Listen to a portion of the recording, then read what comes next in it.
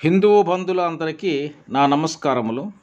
ఈరోజు నా వీడియోలో ఆత్మ యొక్క స్వరూపాన్ని వివరించుచున్నాను.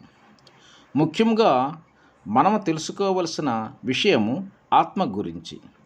ఆత్మ పరమాత్మ స్వరూపం నుండి ఉద్భవించి ఉన్నది. ఆత్మ పరమాత్ములు ఒకే విధముగా ఉందురు. ఆత్మ నిజస్వరూపము నిరాకారం. ఆత్మ దేహములయందు ప్రవేశించి పరమాత్మ ఆజ్ఞలను శిరసావహించుచుండును. శివుని ఆజ్ఞతో సర్వ జగత్తులందు తన పాత్రను పోషించి తిరిగి వేరొక దేహమును పొందును. ఆత్మకు 6 గుణములు ఉండవు. 1 పుట్టుట, 2 ఉండుట, 3 పెరుగుట, 4 తరుగుట, 5 మార్పు, 6 చావు ఉండవు. దేహమునందు ఉన్నంత వరకు ఆత్మ జీవునితో కలిసి జీవాత్మగా ఉండును. దేహము వదిలిన దైవత్వ స్వరూపముగా ఉండును. సర్వజీవులయందు ఆత్మ ఉన్నందున దైవము సర్వవ్యాపిగా ఉన్నది. కంటికి కనిపించని సూక్ష్మరూపము, ప్రకాశము, తేజస్సు కలిగియుండును. జ్యోతిష్ రూపముగా ప్రకాశించుచుండును. ఈ జగన్నాటక రంగస్థలపై పాత్రాభినయము చేయుచుండును.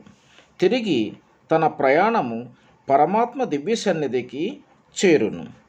ఆత్మ జీవునియందు ప్రవేశము, నివాసము, నిష్క్రమణము అను 3 క్రియలు ప్రతి జీవునియందు ఆత్మ జరుపుచుండును. ఆత్మ శరీరమును విడుచుచున్నానని జీవునికి తెలుపుచున్నప్పుడు జీవుడు దేహమునకు కొన్ని సందేశములను పంపును.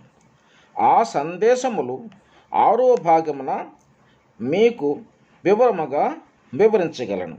అంతవరకు ఈ వీడియోను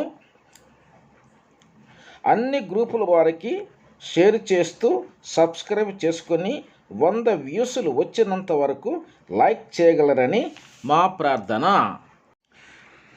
సనాతన ధర్మ పోరాట యోధుల నిధికి విరాళముగా 5 రూపాయలు కోరుచున్నాము. ప్రతి నెల పంపి ధర్మమును కాపాడగలరు. జై శ్రీరామ్. భారత మాతకు జై. రామభక్త హనుమానుకు జై. సనాతన ధర్మ పోరాట యోధులకు జై. హిందూ ధర్మమునకు జై.